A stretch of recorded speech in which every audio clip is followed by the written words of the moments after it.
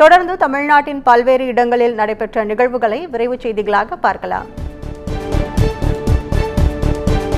கூடங்குளத்தில் மின்தடை ஏற்படாதபடி புதிய எரிபொருளுக்காக 10,500 கோடி ரூபாய் மதிப்பில் இந்தியா ரஷ்யா இடையே ஒப்பந்தம் போடப்பட்டுள்ளது.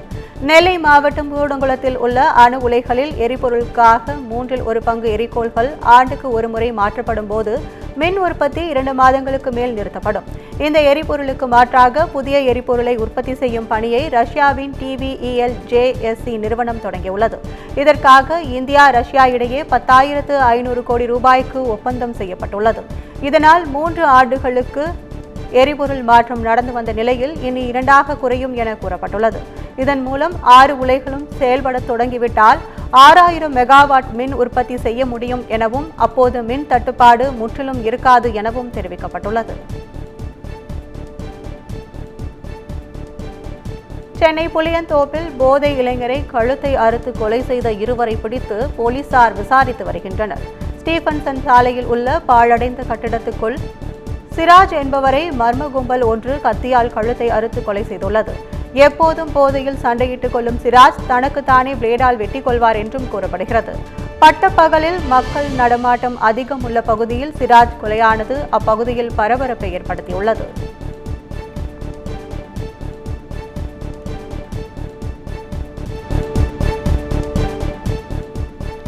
காஞ்சிபுரம் மாவட்டம் உத்திரமேரூர் அருகே காற்று மழையால் விளைநிலங்களில் சாய்ந்த நெற்பயிர்கள் முளைக்க தொடங்கியதால் விவசாயிகள் கவலை அடைந்துள்ளனர்.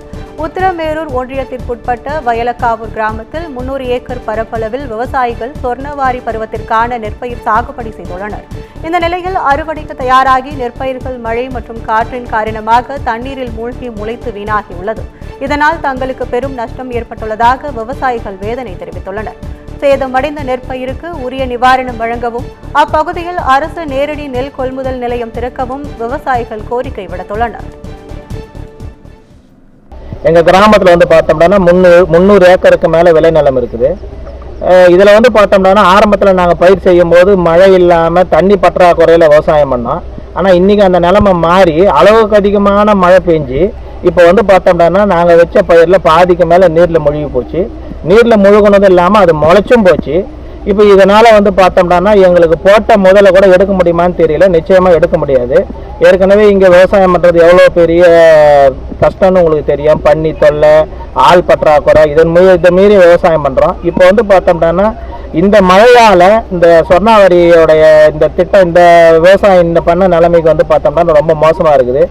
எங்களுக்கு அரசு என்ன செய்யணும்னா இங்க பார்த்து உரிய இழப்பீடு எங்களுக்கு தரணும். அது மட்டும் இல்லாம எங்க கிராமத்துக்கு டிபிசி ஏற்படுத்தி தரணும். டிபிசி ஏற்படுத்தி குற்றமாக அரசு ஏற்படுத்தி கொடுத்தா எங்களுடைய நஷ்டத்தை நாங்க ஈடுகட்டிக்க முடியும். ஏன்னா இப்போ பார்த்தோம்னா இந்த நெல்லை வெளியில மார்க்கெட்ல யாரும் இன்னைக்கு வாங்கவே மாட்டாங்க. ஏன்னா படுத்து முளைச்சி போய் வாசனை வந்துடுச்சு இந்த நெல். அதனால பார்த்தோம்னா அரசு எங்களுக்கு டிபிசியை ஏற்படுத்தி தரணும். இந்த நேரத்தில் நான் கேட்டுக்கிறேன். நீலகிரி மாவட்டம் உதகை அருகே சிக்கம்மன் ஆடி பெருவிழாவை ஒட்டி வான வேடிக்கையுடன் அம்மனின் வீதி உலா வெகு விமர்சையாக நடைபெற்றது. உதகையை அடுத்த முத்தோரை பகுதியில் மிகவும் பிரசித்தி பெற்ற சிக்கம்மன் கோயிலில் 49வது ஆடி பெருவிழா நடைபெற்றது. இதையொட்டி கரகம் ஜோரணை செய்து மூத்தாரை வழியாக அம்மனின் திருவீதி உலா வான வேடிக்கை ஆடல் பாடலுடன் வெகு விமர்சையாக நடைபெற்றது.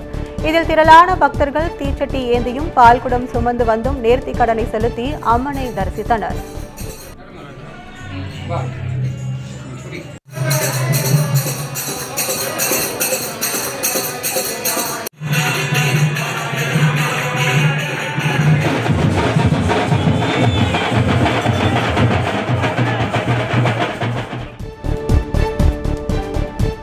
சென்னை மீனம்பாக்கத்தில் பள்ளி மாணவிகள் மற்றும் தூய்மை பணியாளர்கள் மீது கார் மோதிய விபத்தில் 6 பேர் காயமடைந்துள்ளனர். பல்லாவரம் சாவடி தெருவை சேர்ந்த பாலமுருகன் தனது காரில் மீனம்பாக்கம் பகுதியில் சென்றுள்ளார். அப்போது எதிர்பாராத விதமாக சாலையில் நடந்து சென்று கூட இருந்த பள்ளி மாணவிகள் 4 பேர் மீதும் துப்புரவு பணியாளர்கள் 2 பேரும் வேகமாக மோதியுள்ளது. இதில் 6 பேர் படுகாயமடைந்து மருத்துவமனையில் சிகிச்சை பெற்று வருகின்றனர். தகவல் அறிந்து சென்ற போலீசார் விபத்து ஏற்படுத்திய நபரை கைது செய்து விசாரணை மேற்கொண்டு வருகின்றனர்.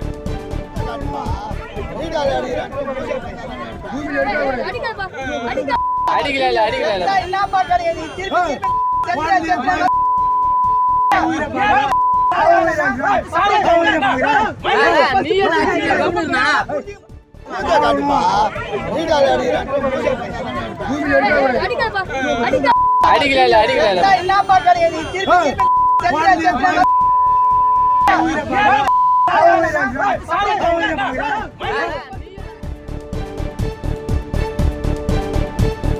நாமக்கல் மாவட்டம் பரமத்தி வேலூரில் கோரிக்கையை நிறைவேற்றாத பேரூராட்சி நிர்வாகத்தை கண்டித்து கவுன்சிலர்கள் 24 மணி நேரத்திற்கும் மேலாக உள்ளிருப்பு போராட்டத்தில் ஈடுபட்டு வருகின்றனர். வேலூர் டவுன் பஞ்சாயத்தில் திமுகவைச் சேர்ந்த லட்சுமி தலைவராகவும் ராஜா துணைத் தலைவராகவும் உள்ளார். இந்நிலையில் வேலூர் டவுன் பஞ்சாயத்து கவுன்சிலர் கூட்டம் நேற்று நடைபெற்றது. அப்போது கூட்டத்தில் 17 தீர்மானங்கள் வாசிக்கப்பட்டதில் 3 தீர்மானங்களுக்கு ஆதரவும் இதர 14 தீர்மானங்களுக்கு 10 கவுன்சிலர்கள் எதிர்ப்பும் தெரிவித்துள்ளனர். அதற்கு அனைத்து தீர்மானங்களையும் கவுன்சிலர்கள் நிறைவேற்ற வேண்டும் எனவும் தங்களுக்கு எதிர்ப்பு தெரிவிக்க தார்மீக உரிமை இல்லை எனவும் செயல் அலுவலர் தெரிவித்துள்ளார். தொடர்ந்து மன்ற கூட்டத்தில் செயல் அலுவலர் சோமசுந்தரம் கவுன்சிலர்களை மிரட்டுவது போல் மேஜையை தட்டி பேசியது கவுன்சிலர்களுக்கு அதிர்ச்சியை ஏற்படுத்தியது. இதனால் மன்ற கூட்டத்தில் செயல் அலுவலருக்கும் கவுன்சிலர்களுக்கும் கடும் வாக்குவாதம் ஏற்பட்டது. இதையடுத்து 5 பெண் கவுன்சிலர்கள் உட்பட 10 கவுன்சிலர்கள் செயல் அலுவலரை கண்டித்து 24 மணி நேரத்திற்கும் மேலாக உள்ளிருப்பு போராட்டத்தில் ஈடுபட்டனர்.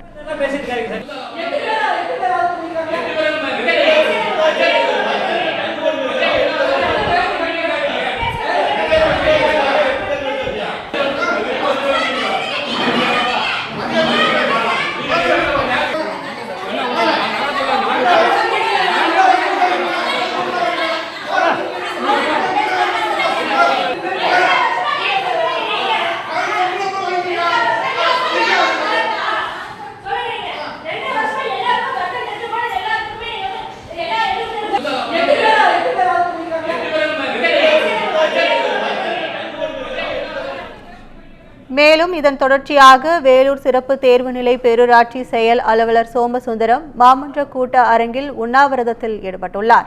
அப்போது உள்ளிருப்பு போராட்டத்தில் ஈடுபட்டு வரும் 10 கவுன்சிலர்கள் செயல் அலுவலர் பேரூராட்சி தலைவர் உள்ளிட்டோரிடம் வாக்குவாதத்தில் ஈடுபட்டனர். இதன் காரணமாக பேரூராட்சியில் பதற்றமான சூழல் நிலவுவதால் போலீசார் குவிக்கப்பட்டுள்ளனர்.